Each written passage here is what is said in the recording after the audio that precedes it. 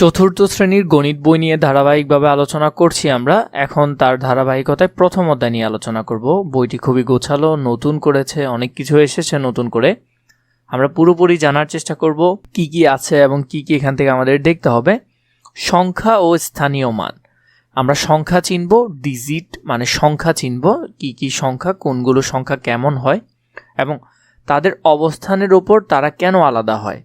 Same দেখো, এখানের এক এবং এখানের এক দুটোটাই কিন্তু এক, কিন্তু স্থানভেদে ধরো আমি এই সংখ্যা থেকে তোমাকে যদি আমি ছোট করে বুঝাই, তোমার কাছে ধরো এখানের মধ্যে যে আছে 11 টাকা, তোমার কাছে আছে 11 টাকা, তার থেকে আমি এখানের একটা সরিয়ে এখানে 0 করে ফেললাম।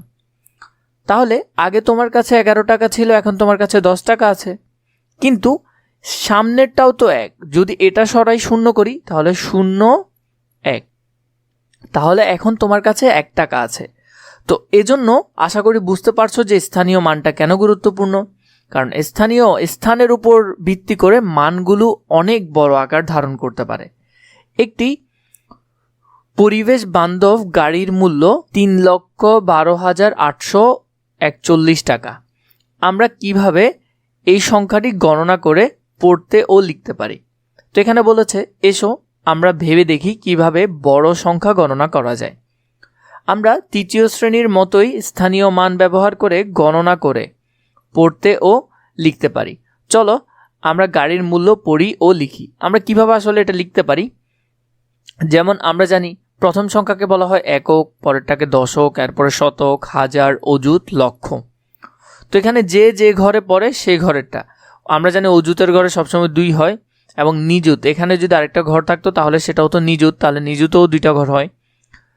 3,12,841 টাকা। তো এভাবে করে একক, দশক, শতক, হাজার, অযুত, লক্ষ এভাবে করে পড়া হয়। প্রথম সংখ্যাকে বলা হয় একক, যার মান 1। পরের সংখ্যাকে বলা হয় দশক। দশক মানে কত? 10, তাহলে 4 গুণ 10 সমান 40, তাহলে এখানে 40।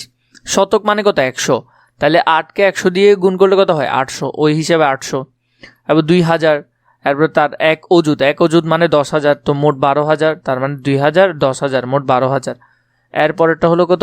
3 লক্ষ। 3 লক্ষ লিখেছে এখানে। তো এইভাবে করে এগুলো গণনা করা হয় এবং এটা তোমরা খুবই ভালো পারো। আমি তোমাদেরকে তৃতীয় শ্রেণীতেও দেখিয়েছিলাম কিভাবে করতে হয়। আমরা যদি এর পরেরটা দেখি, আরিফ সাহেব মোবাইল পাসওয়ার্ড দিয়েছেন এই সংখ্যাটা 2,90,516। সংখ্যাটি পড়ি এবং লিখি। তাহলে এই সংখ্যার প্রথম একক কত? একক হলো 6, ঠিক আছে। দশক কত? দশক হলো 1, দ্বিতীয় ঘর হলো দশক।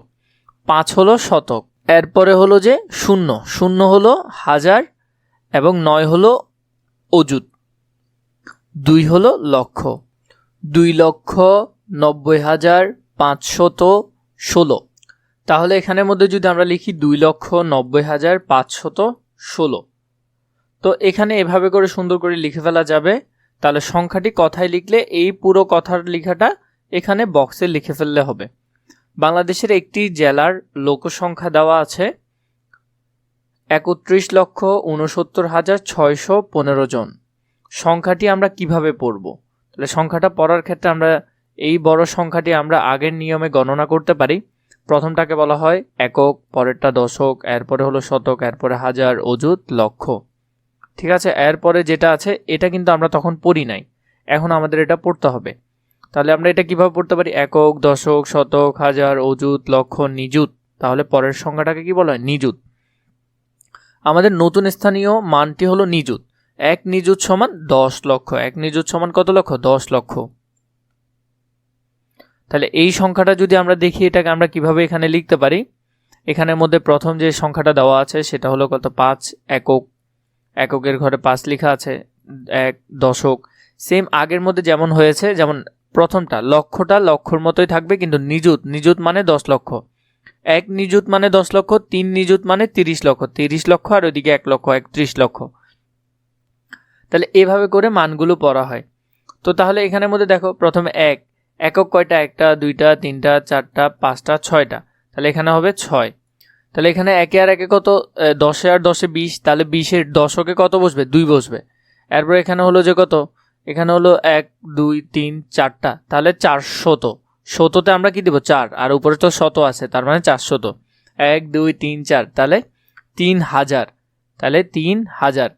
1 2 3 4 5 6, তাহলে এখানে 6 অযুত। 1 2 3 4, এখানে হলো 4 লক্ষ, তাহলে 4 লক্ষ। 1 2 3, তাহলে 3 নিযুত।